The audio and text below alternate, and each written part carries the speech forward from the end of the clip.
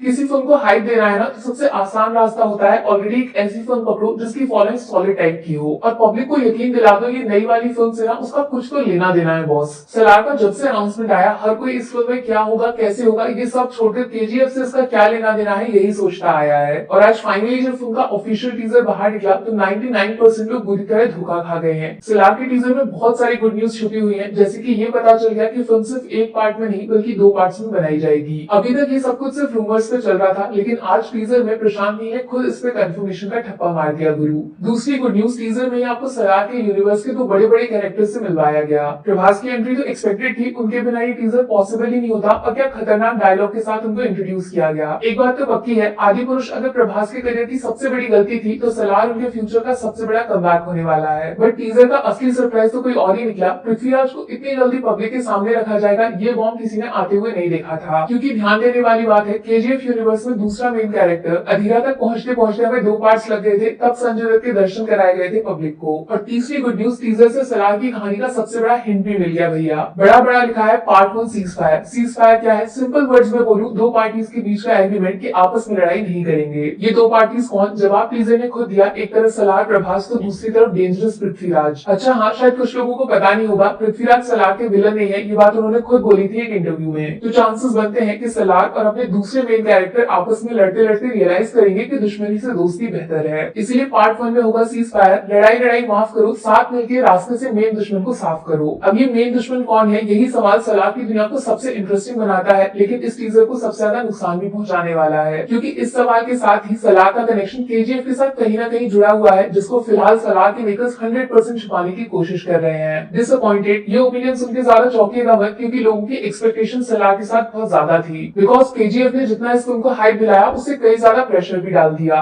प्रशांत नील और प्रभास दोनों के कंधों पे उस लेवल को मैच करने का। बट टीजर में जब ना तो यश एज रॉकी भाई का कोई हिंट छोड़ा गया और नहीं सही ढंग से प्रभास के लुक को रिवील किया गया, ऐसे में जो केजीएफ यूनिवर्स के फैंस हैं जिनके दिमाग में अब तक कम से कम 100 थ्योरीज चल रही थी, सुबह 5:12 से पहले वो डिसअपॉइंटेड हो गए। बट जैसा मैंने पहले बोला, आप लोग धोखे में हो। एक्चुअली प्रशांत नील ने कम नहीं दिखाया, वो इस बार जरूरत से ज्यादा रिवील कर गए हैं। ये सलार के पार्ट 1 का टीजर है, ये बात समझनी पड़ेगी आपको। दिमाग में पार्ट 1 इस शब्द पे थोड़ा जोर डालिए। अगर यश के इस टीजर के साथ आप सलार को कंपेयर कर रहे हो ना, तो दोस्त वो पार्ट 2 का टीजर था जिस कहानी हम ऑलरेडी पार्ट 1 में जान गए थे, इसीलिए यश का इतना बड़ा सीन टीजर में देखने को मिल गया। जबकि सलार तो अभी सिर्फ शुरू हो रही है, सब कुछ अभी बता देंगे, तो ट्रेलर और पिक्चर रिलीज के टाइम थिएटर में क्या देखने जाओगे। इसीलिए सलार के इस टीजर को कंपेयर करने हैं तो केजीएफ 1 से जाके करिए, तब आपके दिमाग में फेयर कंपैरिजन होगा। और उन लोगों पे बिल्कुल टाइम वेस्ट मत करना जो फालतू हेट फैला रहे हैं, बार बार वही मारपीट एक्शन, कुछ नया लेकर आओ वगैरह वगैरह। ये वो लोग हैं जो केजीएफ के इमोशंस को समझते ही नहीं है। 1000 रोमांटिक मूवीज इनको खराब नहीं लगेंगी, लेकिन 10 मास फिल्मों से इनको दिक्कत है।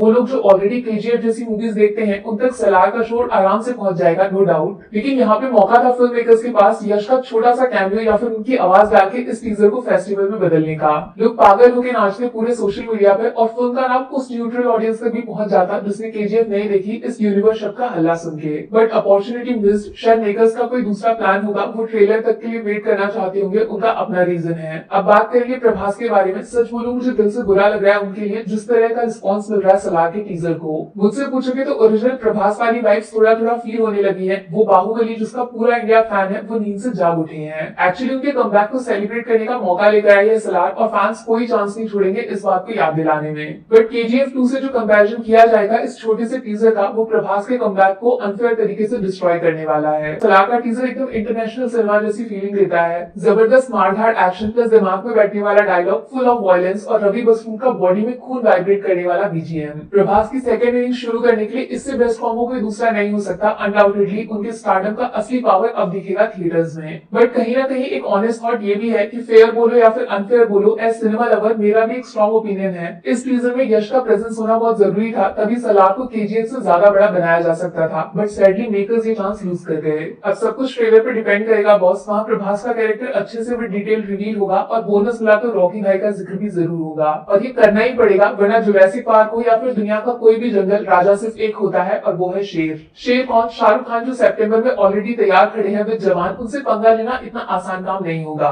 प्रभास का कमबैक होगा ये बात पक्की है। अपने हेटर्स को वो फैंस में बदल देंगे इस बात की भी चांसेस हैं। लेकिन अगर जवान जैसी फिल्म को पीछे छोड़ना है तो सलार के ट्रेलर में केजीएफ कनेक्शन का हिंट होना बहुत जरूरी है। Easy and simple English. अभी रियल वर्ल्ड का किंग आप लोग पब्लिक फटाफट नीचे नीचे कमेंट्स में अपना ऑनेस्ट ओपिनियन छोड़ के जाओ सलार के टीजर के बारे में। डिसअपॉइंटेड या फिर प्रभास 2.0 के लिए सुपर एक्साइटेड, जल्दी जल्दी शेयर कर दो अपने विचार।